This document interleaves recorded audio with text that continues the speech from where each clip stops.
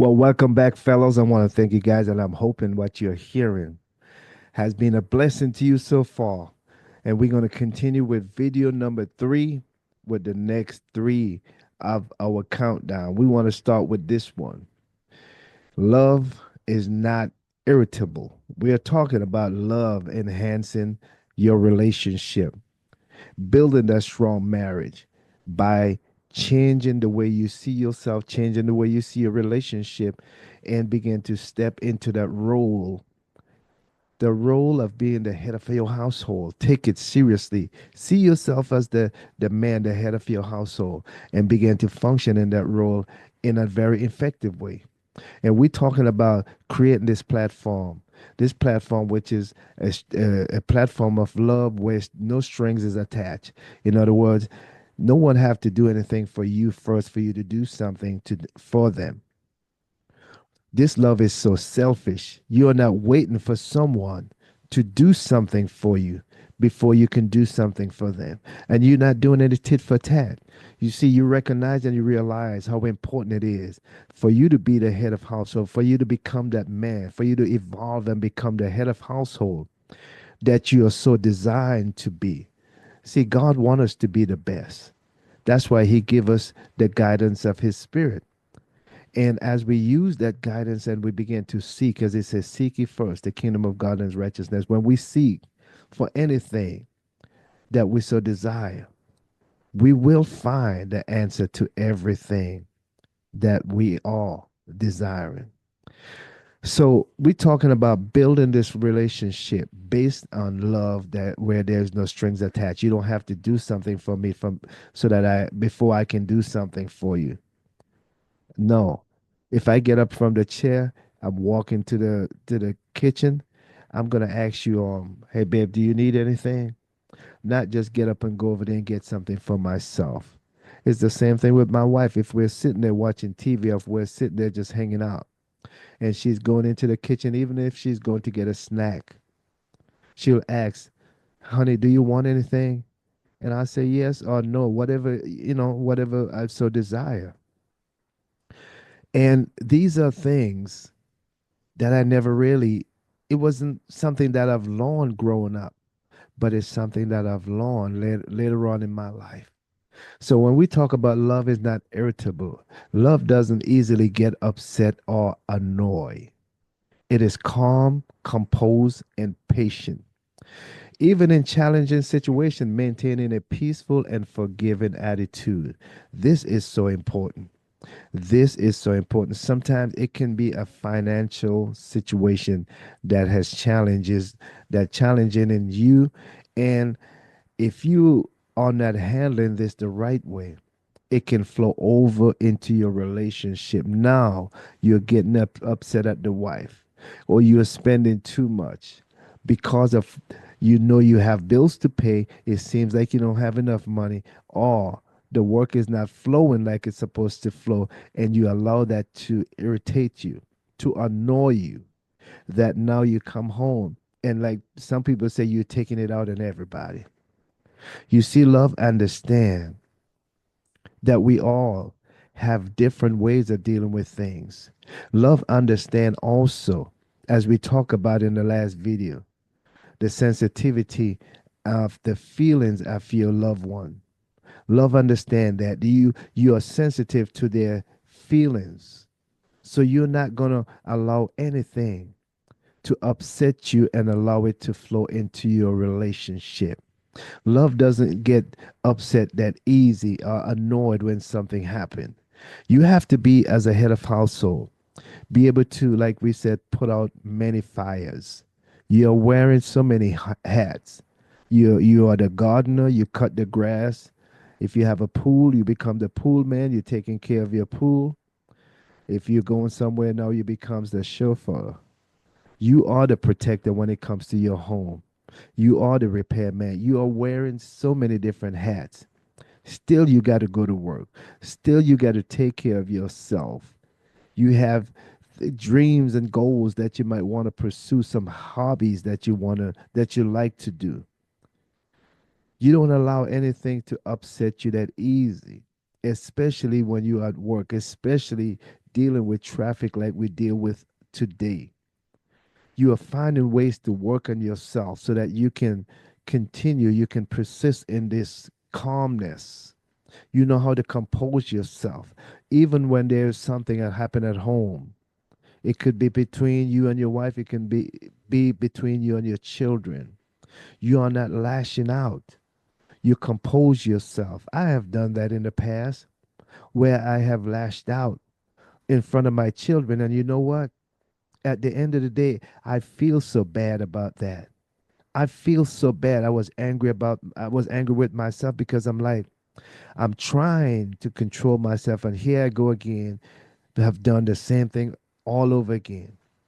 But you know, you got to be patient with yourself. You must be patient with yourself. Continue to work on yourself.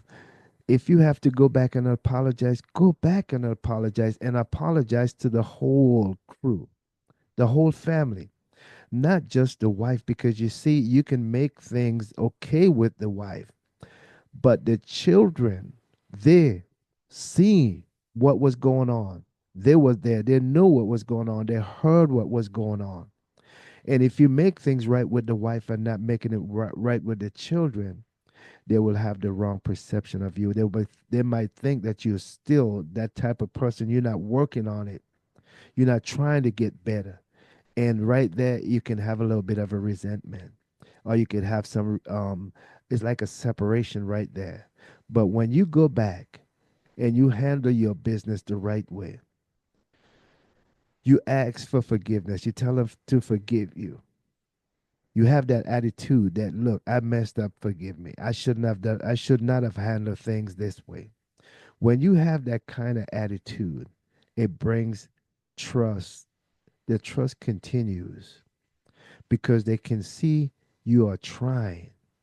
You are pushing forward. You're trying to change. This love that you're seeking so much to allow it to be the foundation that your relationship is based on cannot be irritable. You can't just get upset for everything because also your children, they learn. A lot of them learn by reading. A lot of them are they know how to observe. They understand what is going on. And they learn that way. They look at your action. Like I've heard some parents say, just do what I say, don't do what I do. That does not work. A lot of kids learn by the doing. Some of them learn from the saying. So our action is important. The way we handle ourselves, being calm, our composure. When we come home, we don't have to slam things down and tell everybody, don't talk to me. I'm gonna be in the room for 2 hours. I just need to be by myself for a minute. See, those things are that type of action right there is showing them that we cannot handle the situation at home. Because now there might be something else going on at home that is very important. But because of our composure, because of the way we handle things, sometimes it just go unrectified. It just go not being taken care of. The problem is still there. Now that you calm down and you're in the zone, the problem is that nobody want to talk to you because of the composure, because of what you have just displayed. There was no calmness. There was no patience. You just allow life to get the best of you. Love is not irritable. And if you can practice that, if you can practice being calm, compose yourself, be patient with yourself and others, even in challenging situations, maintain a peaceful and a forgiving attitude. Maintain that. It will take your marriage to another level because they're going to see that you are the man that they can lean on, the shoulder that they can lean on, the head of household that they really want in their life. They can see that. And another thing, if they see that you were there for them all along, and for some reason that you start shaking about, they're going to hold you up. They're going to be there for you because they're going to find out, they're going to see that it had to be something. Something. really burdensome, something that is really great, something that is heavy, that you need help. Because if you wasn't, if it was a different situation, you would not have been acting that way. You wouldn't have been struggling. But if you are not displaying being calm, composed, and patient, even in the challenging situation, then they won't be able to help you. So love is not irritable. Let's move on to number three. I mean, number eight, which is the second one in the video number three. Number eight is love never demands its own way. Love never demands its own way. That's a good one. Love never demands its own way. Can you believe that? So we're going to move on to point number two in video number three. It says, love never demands its own way. Love never demands its own way. In other words, it says, love is not selfish or controlling. It does not insist on getting what it wants or forcing other to meet its desires. That's not love. Instead, it seeks mutual understanding, compromise, and respect the need and preference of others. In other words, love is not going to force you to always do what I want. It is always my way and not your way. Love find that mutual understanding. It find a place of compromising and respect your advice. It respect the comments that you're making. It respect you for that. But when you want to have your own way, sometimes that can really lead to a lot of trouble, because sometimes you're heading down the wrong path, and it depends on who that spouse is, who your spouse is. They might just let you go right over that cliff. They might let you hit that brick wall so that you can really see or really understand that you're heading in the wrong direction, because they have tried so much to tell you that you are headed in the wrong direction. They try so much to warn you, but because you demand your own way, it's always about you. You always right. You always want to be the one who solve all the problems, the one with all the answers, not willing to compromise, have no respect of others' preference. I love what my wife does. If she's going out to pick up something for us to eat, if she don't feel like cooking today, or we just decide we're going to eat something from outside, she'll ask every one of us, what do you want to eat? She give us an opportunity, and she respect our preference. One might prefer McDonald's, the other one might prefer some chicken. I might prefer some stewed chicken. I might prefer some Taco Bell. But whatever it is, she respect your preference, and she go and she come back with that which we say we desire to have. She does not force her way on us. So, well, everybody got to eat McDonald's because I'm just stopping at the one place. I'm not going anywhere else. This is it. You have people done that before. I'm not going anywhere else. I'm going to stop at McDonald's. And so you better, whatever I bring back home, that's what you're going to eat. If you don't want it, then you just put it there. You can go to bed hungry. You can go to bed hungry, whatever. She does not demand her own way. Love does not demand his own way. It finds a place to compromise. Even if I have to get off early to go to a place, to go on a date, to do whatever we have planned, I'm going to compromise. Either I go to work early in the morning and then I get off in time to do this, or I go and do that first and go to work after. Love seeks mutual understanding. We come to an understanding. Well, baby, I can't do it this week because I have this to do on the truck, or I have to work. They need everybody right now. Plus, we needed to do this because we needed the finance. We come to an agreement, a mutual understanding, so we can skip that weekend and do it next weekend. Love does not force others to meet its desire. It's not forcing you to do anything. Just like for a husband and a wife, your relationship, intimacy, into your intimate relationship, whatever you do in your bedroom, you don't have to force the other one to do something that they don't want to do. Come to a mutual understanding. Compromise at time if you have to, but let it be done with respect. Give the other one an opportunity to say yeah or nay, not demanding your own way. When you do that, you will gain respect, and your marriage, the fire, will begin to burn brighter. It's like you just put another log on the fire. You have just put another log on the fire that makes the fire hotter. Everybody's getting warm and everybody's happy. So often you see people who they don't compromise, and because of that they always have arguments. They always have arguments. There is no mutual understanding. You got to do what I say or nothing, or else I'm walking.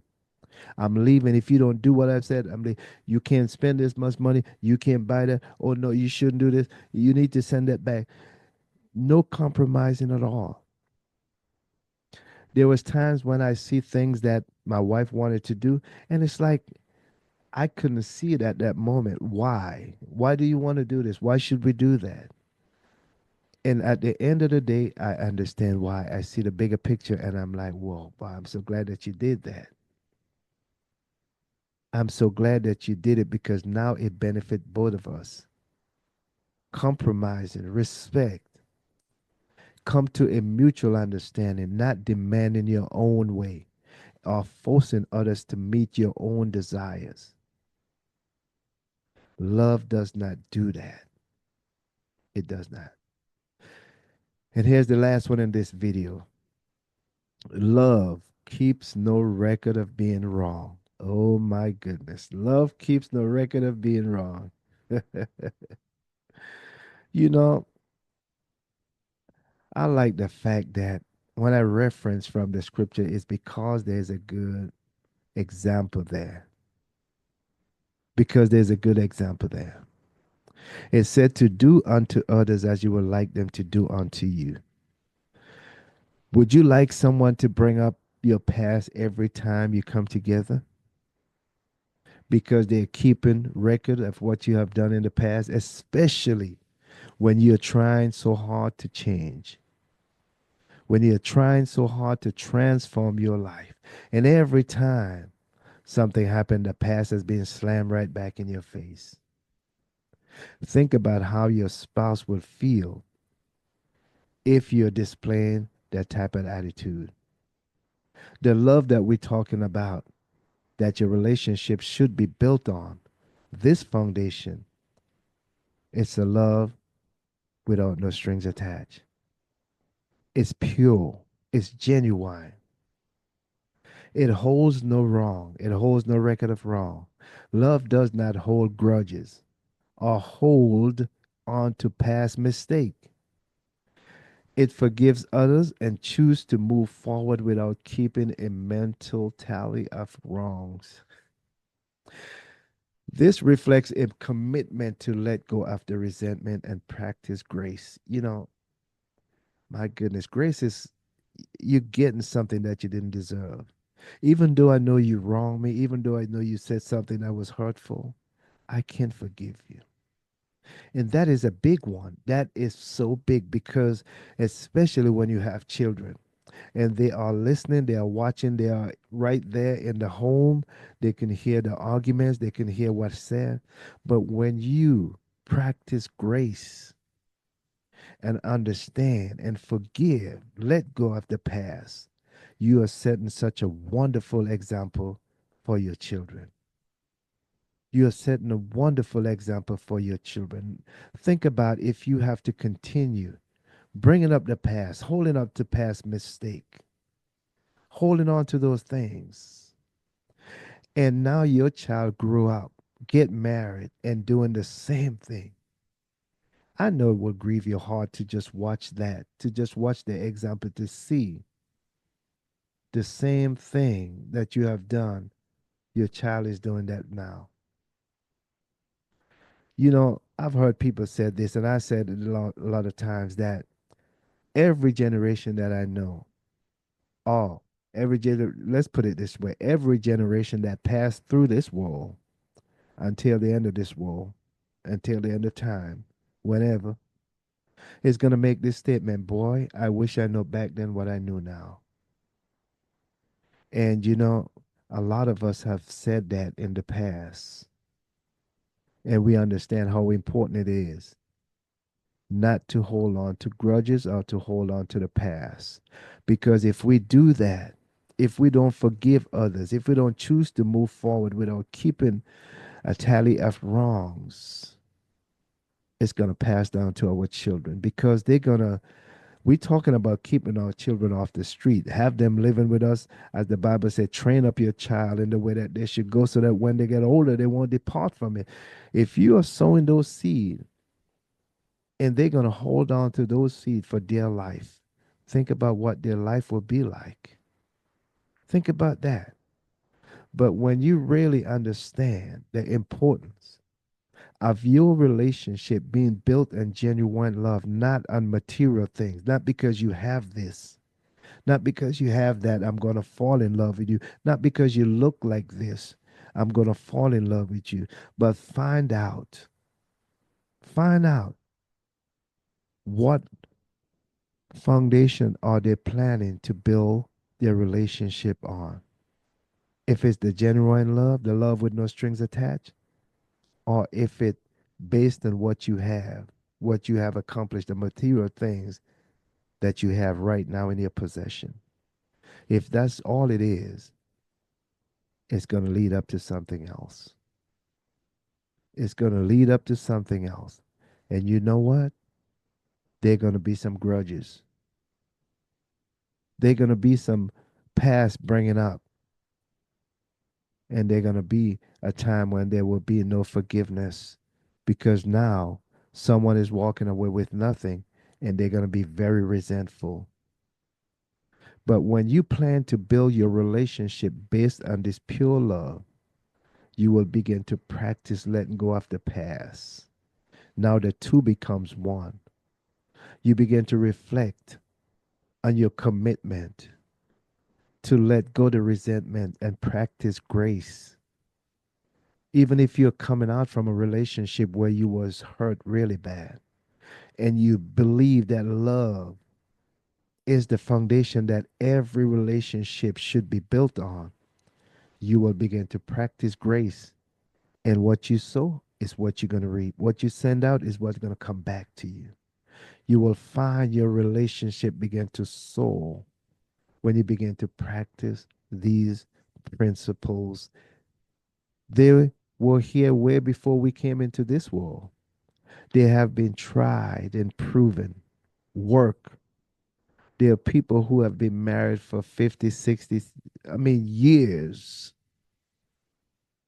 years, because they heed wise counseling and live by these principles. And I'm telling you, if you follow and become a doer of these principles, if you apply them to your life, I guarantee you 110% that your life will never be the same again. But you see, just to hear these things and just, yes, they sound good to you, but you're not doing them, it won't help you at all. It will not help you one bit. I love what Jesus Christ said in the book of Luke. I think it's around 18, chapter 18, somewhere around there. He said that even more blessed is the one who hear the word of God and put them into practice. Even more blessed, even more added unto you, more grace is the one who hear it and then put it into practice. You can have a seed in your hand unless you put it into the ground. It will never produce any fruit that would bring you great joy, satisfaction. If you are serious about becoming the best head of household, becoming the best version of yourself, this is one way to start. Examine yourself. See if your relationship is built on genuine love. See if your foundation, examine yourself to see if your foundation is built on genuine love. Because I love what the scripture said. All these gifts, speaking in tongues and all the prophesy, all those will pass away. But love, it lasts forever. Love is special. That's why it said love is God. Any man who does not love does not know the creator. Because the creator is love, genuine love, pure love, full of grace, understanding. It keeps no wrong, no record of wrong. And when you do that, when you let go of the past, you feel free. You are not carrying that weight. You feel free because when you hold on to the past, it's likely that you're going to say something that hurt your spouse. And sometimes it will heal, but the wound, the scar will be right there visible. And man, seeing that all the time is a reminder, and it can be very burdensome.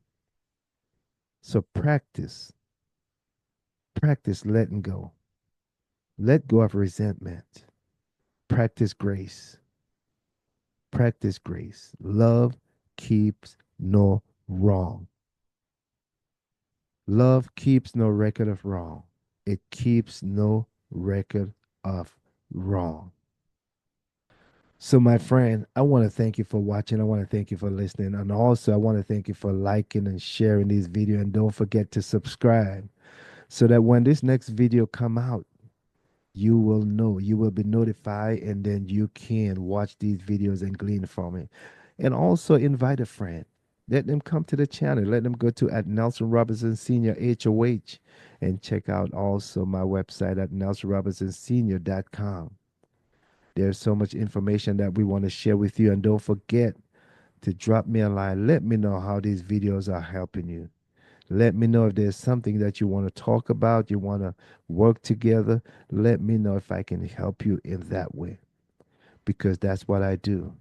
I believe my mission is to plant a seed into every head of household to help them to become the best version of themselves, to be the best head of household, and to prosper in all areas of their life, mentally, physically, spiritually, and financially. You are here to live a bliss and successful life, to have a wonderful marriage. And the next three that we will be talking about is love does not rejoice about injustice, but rejoice whenever the truth wins out. Love never gives up. Love never loses faith, is always hopeful, and endures through every circumstances. Those are the ones that we will be talking about next. So until next time, we love you. Enjoy your day. Peace, and we out.